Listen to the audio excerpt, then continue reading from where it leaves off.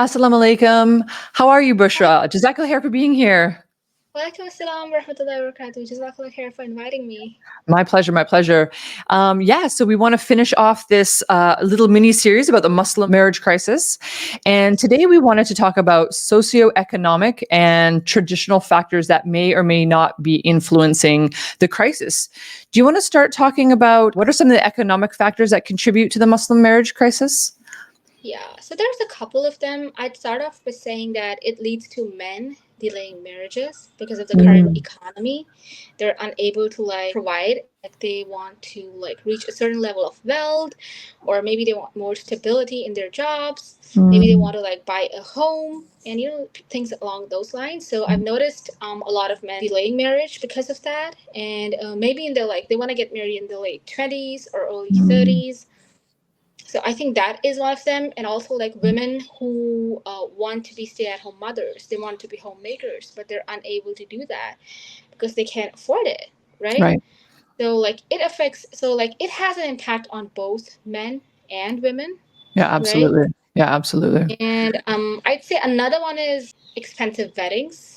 Yes, yes, yes. Good Yeah, point. right. Yeah, that's a big one. I think this kind of ties in with what we were talking about with regards to social media. So they feel this peer pressure, and maybe there's expectations from society and family members. Obviously, if you're super rich, feel free to ignore what we're saying. But for most people, maybe having a simple, intimate, small wedding would be a better option. There is barakah in simplicity. Yes, Don't want to yes. sound like we're attempting to dictate to others, but Something to I see a consider. lot of people borrowing money for weddings, and Mm, they're more stressed out about the yes. Oh my wedding gosh. than the marriage. I Yes, think exactly. the wedding in itself puts a lot of people off.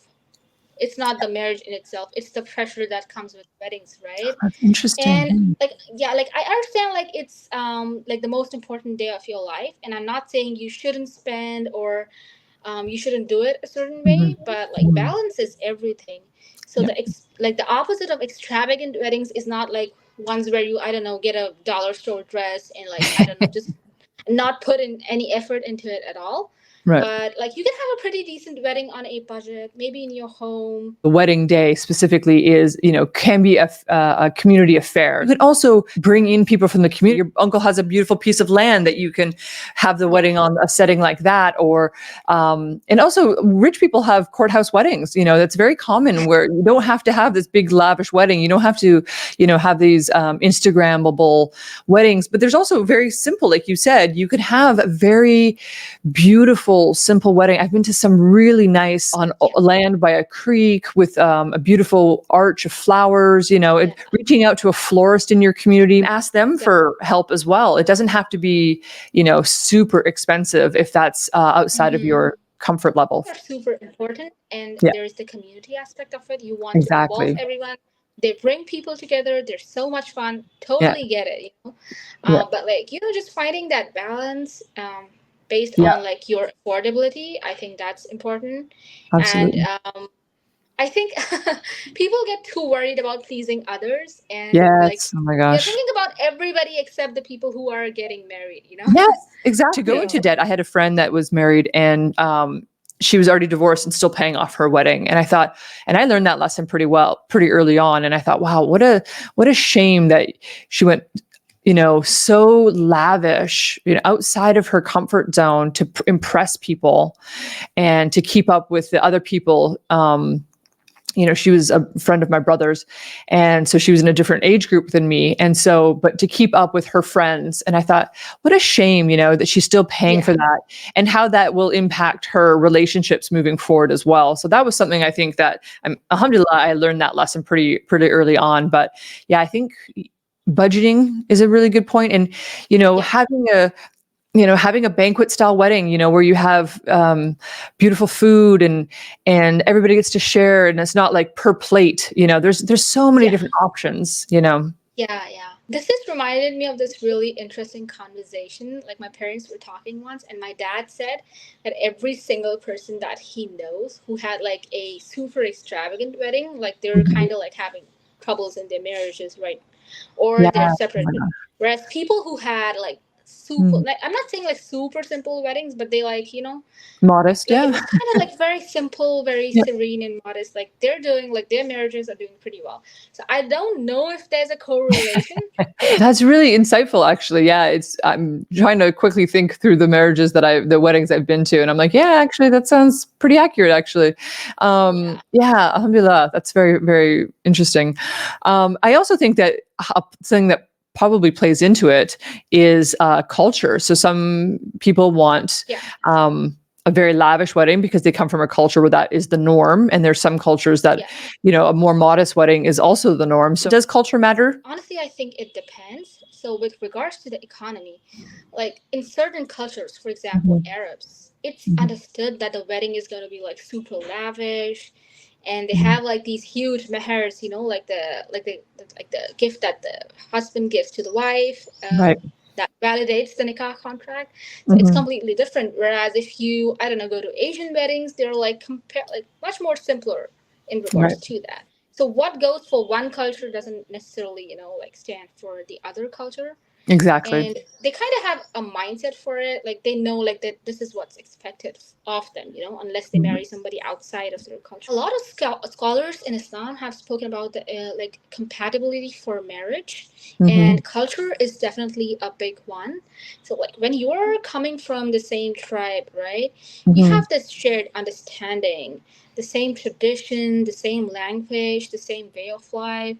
So yeah, I would say culture is definitely a big one that Right. cannot be denied. But if like somebody wants to marry somebody from a different culture, it's permissible in Islam. It's not the Yeah, end of of the course. world, right? Right. Like there's benefits to marrying somebody within your own culture, right? Of It's course. Yeah. easier to vet and verify that person. And I Mhm. think Mhm. particularly in case of women, like fathers would be hesitant, historically speaking, to Right. give their daughter's hand in marriage to somebody from a different tribe. Because if they're like from the same tribe, you can maybe, you know, like keep an eye on her and make sure Yeah. everything's all right. Good And point. you can kind of like, if he's not treating her well, you can, I don't know, like kind of make sure, you know, get the village elders and everybody to like kind of have a conversation with the guy about it. So Yeah. there is Yeah. that. And I think in the West, the thing is, I think it's like these intercultural marriages. I think they happen a lot more in the West. And this is Right. because Yeah. they grow up in a third shared culture. So I think Mm. it's like definitely easier for them because they Yeah. grew up in the American culture. Like, okay, there's this Pakistani guy and there's this Arab girl, but they grew up in a third shared culture, whether it's Right. heaven That's a or very good point. America or whatever it is, right?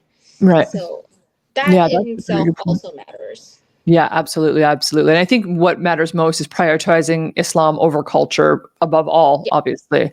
But yeah, that's a really good point about the third space. That's a very, yeah. great insight, Bushra. I appreciate that. Is there anything else that you think that might be something that we haven't talked about in regard to economic factors that might be influencing the Muslim marriage crisis?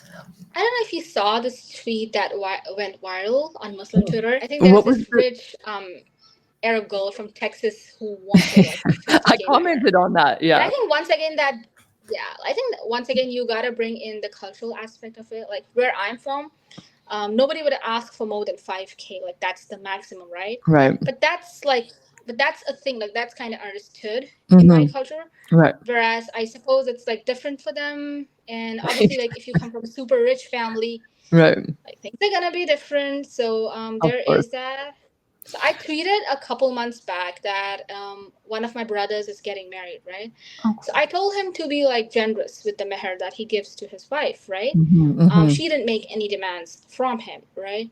Right. So because that's the first gift that you give to your wife, and like when she like moves into your home, she might feel hesitant, like when she needs to buy something for herself. You know, like it Mhm. takes time to establish that line of communication, and also like Absolutely.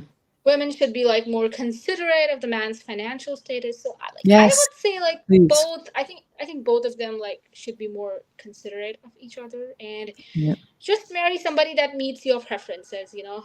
Absolutely, absolutely. Yeah.